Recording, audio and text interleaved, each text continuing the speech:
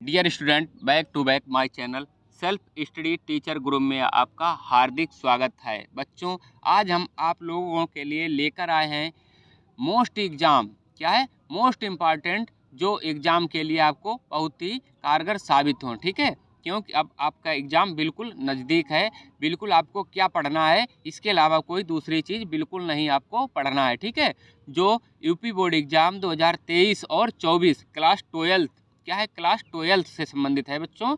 जो सब्जेक्ट आपका क्या है, फिजिक्स। ठीक है, फिजिक्स से भी मैंने कोई एक टॉपिक लिया है। क्या है? जो नाभिक, क्या है, नाभिक से संबंधित, नाभिक से संबंधित बच्चों, क्या है, नाभिक से संबंधित है। उसमें आपको क्या क्या लिखना है, नाभिक के बाद जो भी आए तो आपको किस तरह से एग्ज़ाम को क्रैक करना है, किस टाइम में आपको लिखना है। तो चलते हैं कि सबसे पहले आता है कि नाभिक की बंधन ऊर्जा। क्या है बच्चों? नाभिक की बंधन ऊर्जा। ठीक है, इस टाइम में आपका पूछा जाएगा कि नाभिक की बंधन ऊर्जा को आप समझाइए। ठीक है, देखिए, किसी नाभिक की बंधन ऊर्जा वह बाह्य ऊर्जा है। क्या है? किसी नाभिक की बंधन ऊर्जा वह बाह्य ऊर्जा है जो नाभिक के न्यूक्लियानों, क्या है बच्चों, जो नाभिक के न्यूक्लियानों, ठीक है, किसके, नाभिक के न्यूक्लियानों को परस्पर अलग अलग करने के लिए, क्या है, परस्पर अलग अलग करने के लिए आवश्यक होती है। ठीक है, क्या होती है? आवश्यक होती है।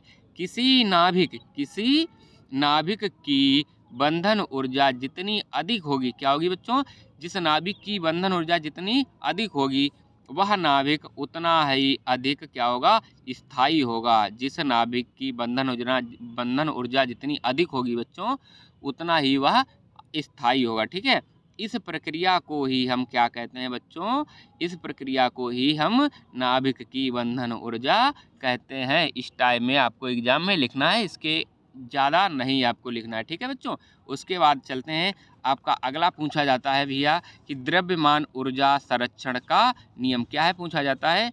द्रव्यमान ऊर्जा संरक्षण का नियम। ठीक है, देखते हैं क्या द्रव्यमान ऊर्जा संरक्षण का नियम। आइए लिखते हैं, क्या है कि द्रव्यमान ऊर्जा संरक्षण का के नियम के अनुसार, ठीक है, क्या लिखना है आपको, द्रव्यमान तथा ऊर्जा एक दूसरे के तुल्य है। क्या है बच्चों? जो क्या है, द्रव्यमान तथा ऊर्जा एक दूसरे के तुल्य है। ठीक है भैया, अर्थात ऊर्जा को, क्या है, अर्थात ऊर्जा को द्रव्यमान में तथा द्रव्यमान को ऊर्जा में बदला जा सकता है। ठीक है, किया जा सकता है, बदला जा सकता है। अतः किसी निकाय के द्रव्यमान, क्या है बच्चों, निकाय के द्रव्यमान ऊर्जा, ठीक है, क्या है, ऊर्जा संयुक्त रूप से संरक्षित रहती है। इस घटना या प्रक्रिया को हम क्या कहते हैं?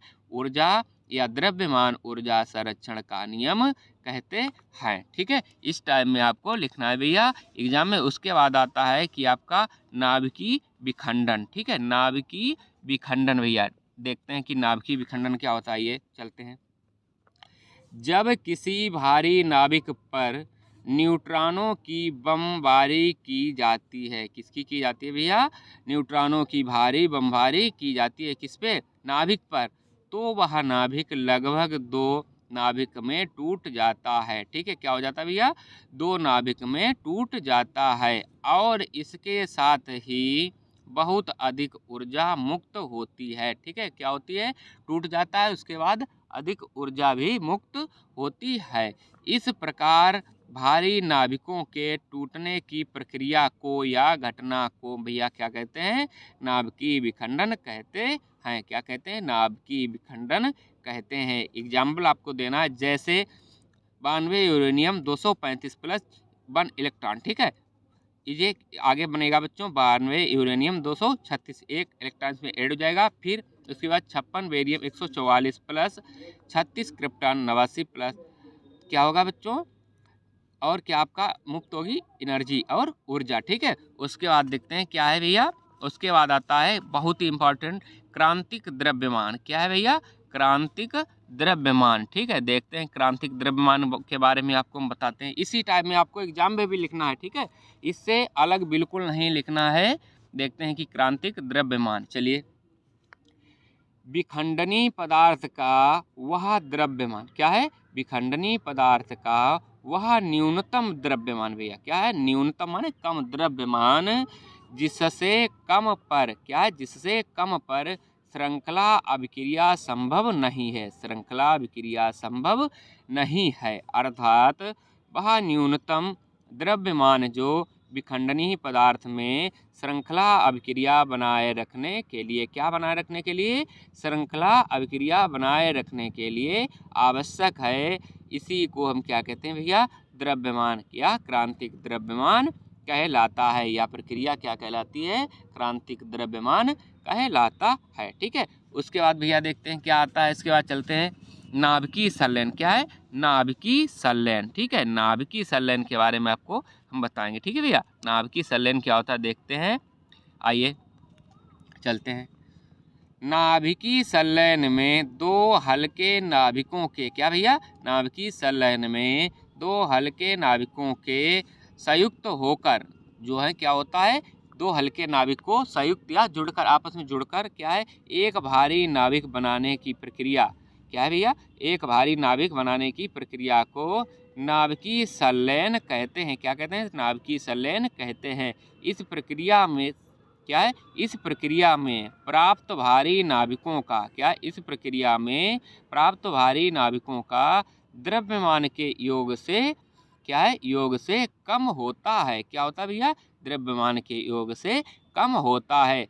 द्रव्यमान की यह क्षति या कमी, क्या है, द्रव्यमान की यह क्षति या कमी ऊर्जा के रूप में प्राप्त होती है। ठीक है भैया, क्या होती है, द्रव्यमान की यह क्षति ऊर्जा के रूप में प्राप्त होती है। जैसे देखिए एग्जाम्पल भी आपको देना है कि 1H2 plus 1H2 is equal to क्या बनेगा, 1H3 भैया। ठीक है, 1H3 प्लस 1H1 प्लस क्या 4 में भी ऊर्जा भी उत्सर्जित होगी। उसके बाद दूसरा एग्जाम्पल देख लीजिए 1H3। ठीक है, क्या है, उसके बाद यहाँ से आपको आगे करना है कि 1H3 प्लस 1H2, क्या है 1H3 plus 1H2 is equal क्या बनेगा 2He4, क्या बनेगा 2He4 प्लस 0 न्यूट्रॉन प्लस 17.6 में भी ऊर्जा उत्पन्न होगी। ठीक है भैया, उसके बाद चलते हैं, आपको आगे लेके चल रहे हैं। देखें आगे इसके बाद क्या आता है, इससे संबंधित क्या आता है भैया, समस्थानिक। क्या आता है, समस्थानिक। ठीक है,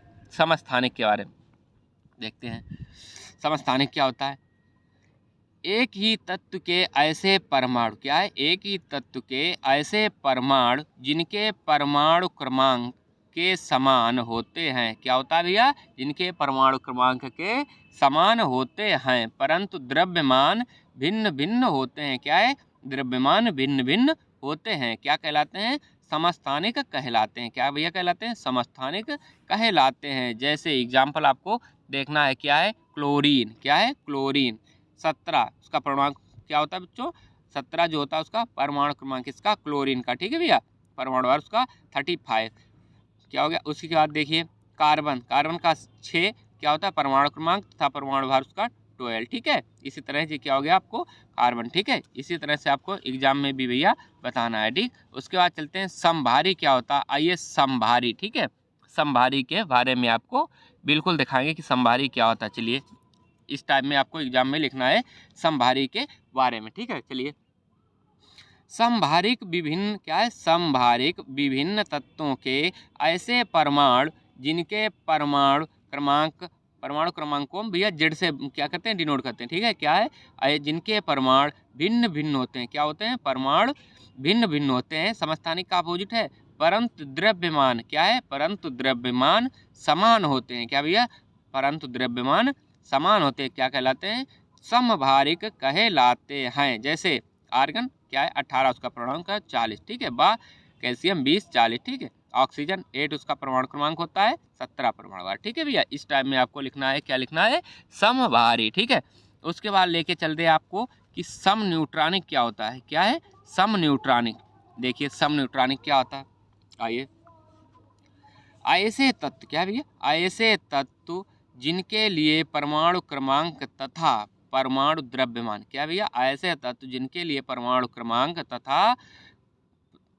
तथा द्रव्यमान संख्या दोनों भिन्न भिन्न होते हैं। क्या, सम न्यूट्रॉनिक में दोनों चीज भिन्न भिन्न होती हैं। ठीक है भैया, उसमें क्या होता था, एक क्या होता था, एक भिन्न भिन्न होता था तो एक समान होता था। इसमें क्या होगा, दोनों की परमाणु संख्या जो होगी भिन्न भिन्न होती है, परंतु क्या है, ए जेड के समान होते हैं। क्या होता है भैया, ए जेड के समान होते हैं। जैसे 1H3 व 2He4, ठीक है, एग्जाम्पल आपको इसी तरह से देना है। उसके बाद आगे आपके लिए क्या आता है, देखते हैं भैया क्या आता है, बहुत ही इंपॉर्टेंट है, रेडियो एक्टिव पदार्थ। ठीक है, क्या आता है भैया, रेडियो एक्टिव पदार्थ। देखते हैं रेडियो एक्टिव पदार्थ में आपको किस टाइप में लिखना है, चलते हैं देखते हैं। आइए, वह समय अंतराल, क्या है, वह समय अंतराल जिसमें किसी रेडियो एक्टिव, क्या, जिसमें किसी रेडियो एक्टिव पदार्थ के परमाणुओं की संख्या, क्या है, पदार्थ के परमाणुओं की संख्या विघटन के कारण घटकर प्रारंभिक मान की आधी हो जाती है। क्या हो जाती है भैया,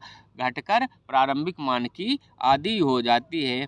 तब उस समय अंतराल को, जो उस समय जो समय अंतराल होता है भैया, उस समय अंतराल को रेडियो एक्टिव पदार्थ की आयु कहते हैं। क्या कहते हैं, रेडियो एक्टिव पदार्थ की आयु कहते हैं। इसे हम टी से प्रदर्शित करते हैं भैया, किसे, रेडियो एक्टिव पदार्थ की जो अर्ध आयु होती है, इसे हम किससे, टी, कैपिटल टी से प्रदर्शित करते हैं। ठीक है, इसका जो सूत्र होता है भैया कि टी बराबर log 2, क्या है, log 2 अपान लेमडा, टी बराबर log 2 अपान लेमडा, या टी बराबर log 2 का मान होता है कितना, 0.6931, क्या है, 0.693 अपान लेमडा, जहाँ लेमडा क्या है भैया, क्षय नियतांक, जो भी ऊर्जा क्षय हो रही उसका नियतांक है। ठीक है भैया, उसके बाद आगे चलते हैं। इसके बाद देखते हैं क्या आ रहा है इसके बाद में, परमाणु क्रमांक भैया, क्या है, परमाणु क्रमांक। आइए परमाणु क्रमांक के बारे में आपको बताएंगे। ठीक है, देखते हैं क्या है परमाणु क्रमांक। आइए, किसी तत्व के परमाणु के नाभिक, क्या भैया, किसी तत्व के परमाणु के नाभिक में उपस्थित प्रोटॉनों की संख्या, किसी तत्व के परमाणु के नाभिक में उपस्थित प्रोटॉनों की संख्या उस तत्व का परमाणु क्रमांक कहलाता है, उस तत्व का परमाणु क्रमांक कहलाता है। इसे जेड से प्रदर्शित करते हैं भैया, परमाणु क्रमांक को हम किससे प्रदर्शित करते हैं, कैपिटल जेड से प्रदर्शित करते हैं। ठीक है भैया, इस टाइम में आपको लिखना है। उसके बाद मैंने एक न्यूमेरिकल ले रखा है, देखते हैं क्या है, दिया है कि नाभिक 13Al, क्या, एल एल्युमिनियम को भैया क्या है, परमाणु क्रमांक 27 और 52 टैनियम 125 की त्रिज्याओं का अनुपात ज्ञात करना है। एक न्यूमेरिकल लगाना है, क्या, इसकी त्रिज्याओं का अनुपात ज्ञात करना है। ठीक है भैया, तो देखते हैं A1 बराबर आपका क्या हो गया, 27, ठीक, उसका परमाणु होगा। A2 बराबर 125, नाभिक की त्रिज्या का सूत्र होता है R बराबर R0, A की घात होती है 1/3, क्या होती है भैया, R बराबर R0, A 1/3, क्या, A की घात है। ठीक है, उसके बाद अब यहाँ से आपको हम पक्षांतर कर ले जाएंगे, क्या करेंगे कि R1/R2, क्या भैया, R1/R2 बराबर A1/A2 पूरे की घात जो है क्या हो जाएगी, 1/3। ठीक है, अब A1 का मान आपको दिया था 27, तो 27 बटे A2 का मान 125, तो जी भैया आपका निकल के आएगा, आपका क्या निकल के आएगा, R1 बराबर 3/5, या इसलिए R1 अनुपात R2 बराबर 3/5। ठीक है भैया, क्या निकलेगा, R1 अनुपात R2 बराबर 3/5। वीडियो अच्छा लगा हो तो लाइक, शेयर एंड सब्सक्राइब अवश्य करें। Thanks for watching.